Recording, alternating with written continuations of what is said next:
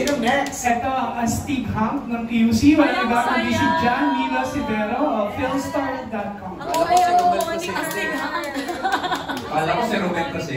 Bix naman next. Bix. Anong next? So, bilang former housemates lahat, ano yung pinaka-memorable moment niyo sa bahay? Siyempre, ako na mauna kay Iman. Siyempre. Parang papatutuan namin. Galing. Hindi, ako na mauna kasi, ang pinaka-memorable, hindi ko naman pwede nang hindi kundi ang magkakilala ko sa akin. Kasi yun talaga nakatuloy yung Papa Boy. So makasabi ka talaga na grabe si Lord, yung talagang ginawang instrument of the Big Brother para magkita ang dalawang. Jericho o Jason? Ay, ako! Jericho. Dalawang pamilya. Kaya ngayon, nakabuo kami ng pamilya. So yun ang pinaka-memorable. Ay, ganda. Ikaw naman. Robbie, Pwede naman yung big night din, no? Nung sa Araneta Coliseum, nakita ko na, oh wow, nadaming tao, overwhelming yung feeling, tapos first time ko marinig sa tatay ko na proud ako sa'yo, anak. Oh! First time. That night. So parang, oh okay, ang sarap ng pagkaramdam. Chong, ikaw. Ako kasi house guest ako nung pumasok. I was just here for 15 days. Pero ngayon na-realize ko, I'm so privileged to experience. Kasi tama yung sinabi ni Mela eh. Kakaunti lang yung makaka-experience ng loob ng bahay ko. And honestly, I enjoyed it. Kasi wala eh, para kang nakabakasyon. But at the same time, now seeing the kids that I was with during that time, nakikita ko, nakaka-proud din as a kuya. Nakikita mo si Bailey doing his own thing.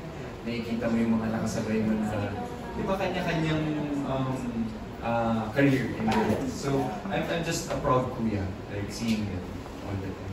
Lexa? Ang pinaka-memorable po para sa akin, I would say is nung na-evict po ako. Hindi kasi, while you're inside po kasi, wala kang any idea about the outside world. Hayok na hayok kami makarinig ng kanta, or kung may dumaan na magsalita. So wala kang mga idea, even kung may nanonood ba. Okay. So nagulat po ako kasi nung paglabas ko, kung gano'ng ka-warm yung pagtanggap ng tao. Sa akin pati na rin ko kay Katie, and the stories of other people, sobrang memorable sa akin pag sinasabi nila na, napanood kita sa ganito, I'm so proud of you, you did this, you did that, ang galing niyo sa loob. So yun po, sobrang memorable sa akin. I may not have won, but I feel like a winner, even if I left the house already. Bikaw. Ano po? First celebrity edition. Yes, 18 years ago na yun, so medyo mahirap nang maalala. Pero similar to Robbie, parang big night, ang pinaka syempre tatatak sa'yo kasi pagpasok mo, kala mo 1 week lang. Yung fireworks date niyo. Actually, madami. Nung edition namin, madami nangyari. Okay naman na ito. Sinabi na lang naman na memorable sa akin. Memorable. And dami nangyari talaga ng audition, that first celebrity audition. Pero yun. Chill. Yan. Ganyan. Di na alam yun ng ibang mga Gen Z na members of the press. Pero ang isa siguro sa pinaka-memorable for a lot of housemates, yung last week bago mag-big night. Kasi doon usually yung talagang pinakamahirap na challenge, pinaka-like. Ita-test ka talaga yung patience mo. So, yun. Yung buong last week to big night. Alright. Jan Marlon. Thank you. Thank you so much po. Ang next na magtatanong, ang naughty neighbor ng QC, si Bix Almacen. Sa Tagalog, Marot. Marot, nakabit-bahay. Parang wala naman ang resolution. Ang basag salamin ng QC. Ikaw naman. Pero ano, congratulations sa panibagong season and happy 19th anniversary. Thank you po. Pero una po tanong kay Director. Ay! Paano nyo po sa dami kasi ng mga nag-audition, paano nyo nakikita yung potential sa isang star dreamer or audition? Hindi ko alam. Kasi lagi naman tinatanong yan. At nasanay na siguro kami. Hindi lang naman ako, yung mga tao ko been with us through the process. Alam na natin, mararamdaman mo, mamamataan mo, kung sino yung sa tingin mo will be good as a housemate. It's kumagano parang acquired taste na natututunan mo in the process. Sa dami na ginawa namin relation. We feel, we can tell.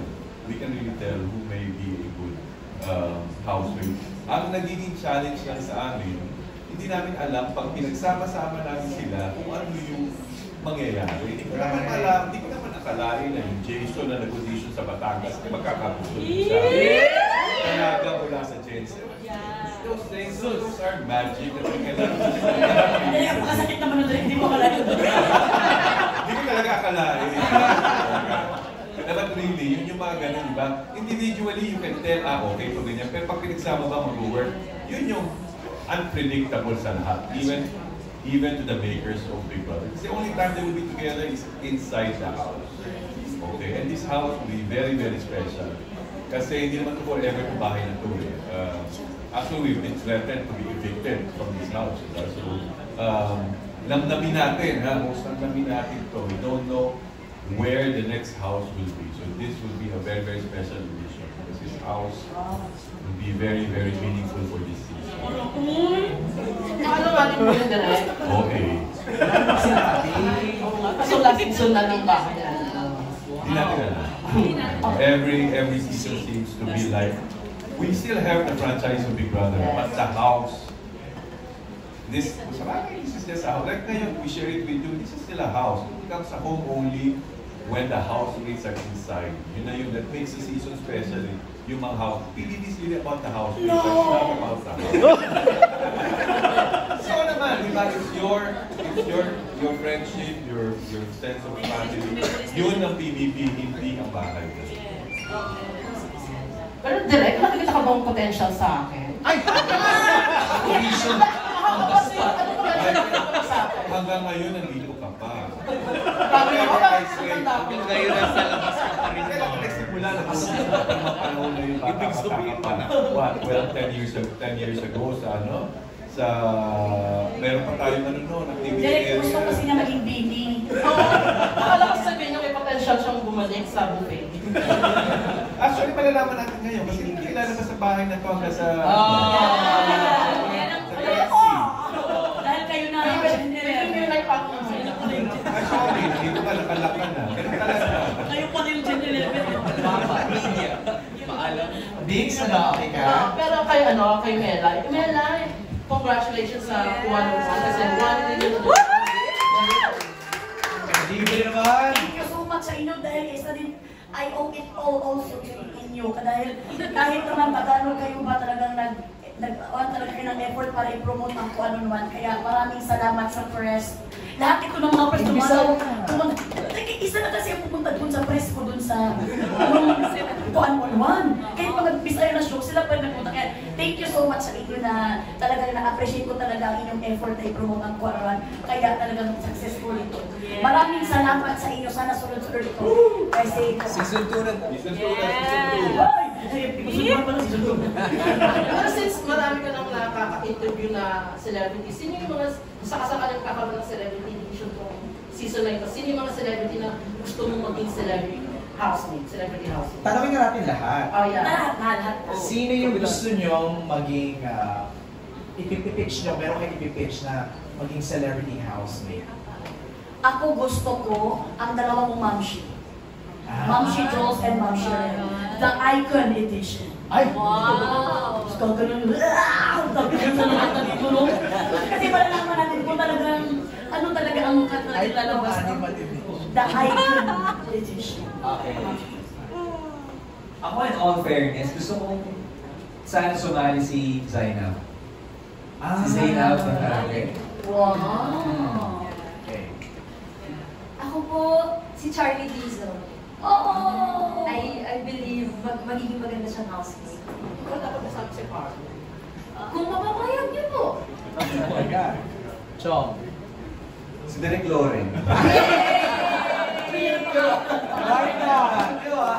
Parang kailangan niya ma-experience kasi lahat, diba, may rule kasi. For you to become a host of Pinoy Big Brother, you have to experience the house firsthand. Hala ka rin! No, but, the brainchild of Derek Loren is Pinoy Big Brother, and I feel like you should. We'll miss you, Chong. Thank you. Ito na ako yun.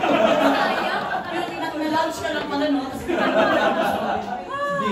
Hirap! Ang hirap. Siguro well, dalawa sa kanila, naging housemate na Bini. Siyempre, yan ang gusto makita na ng tao sa Celebrity Housemate na newscaster. Okay, news. Correct. Pwede ka ba? Available ka ba? Ang dalawang MJ Mark, MJ. Alright, next. Bix. Are you done? Thank you, Bix. Thank you, Biggs. Sino next? Ito, ang gentle giant ng Laguna. Wala iba kundi si Ronald Placente. Wow! Police fight. Alam mo, boto namin sa Star Awards, kaya tapos na pa, talaga. Direct tanong na lang, bakit ba Gen 11, hindi ko narinig eh. 11 na po kayo magiging housemates. Yun yung pinakadaling isipin. Pero this is the 11th season. 11th season. And Jen, abangan nyo pa rin yung sabihin ko, Jen. But it's the 11th season. It's Jen. Kaya, Bobby, Yes, Tita Rose. ikaw kasi yung better dapat manalo. Kaya na. Diba?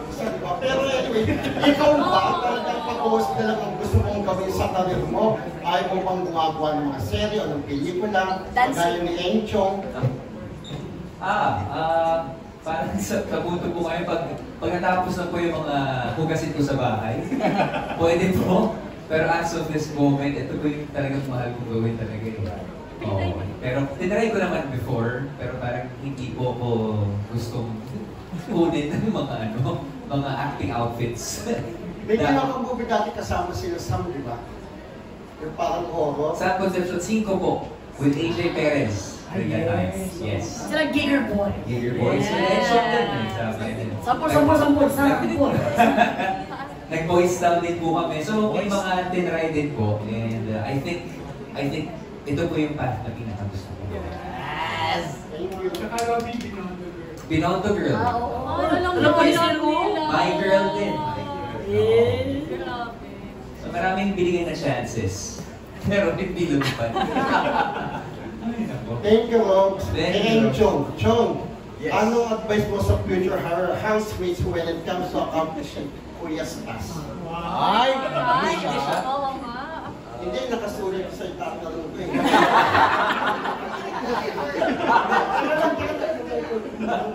Siguro para sa akin, na-realize ko na whatever you achieve today, it doesn't mean you will achieve the task of tomorrow. So it's a constant challenge.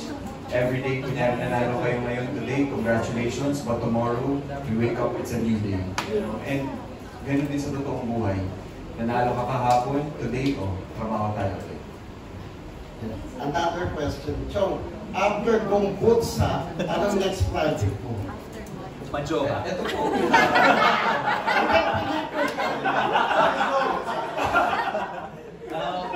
Marami. I'm actually very excited kasi when I reached out to Derek Lawrence and Tita Corny, it was actually on the wedding of Robbie. Sabi ko, Tita, I'm ready to go back to work. And then months after, I got a news, so I'll release it. Hindi ko alam kung pwede ko na sabihin, pero it will happen. Abangan ko, pero nakakasana ko siya. So I'm excited, looking forward, and as promised, sabi ko, gusto ko lang umarte na. Kaya nagkaaling na serye mo? Huwag kang mangamba. After po kasi nun, parang puro pangangamba.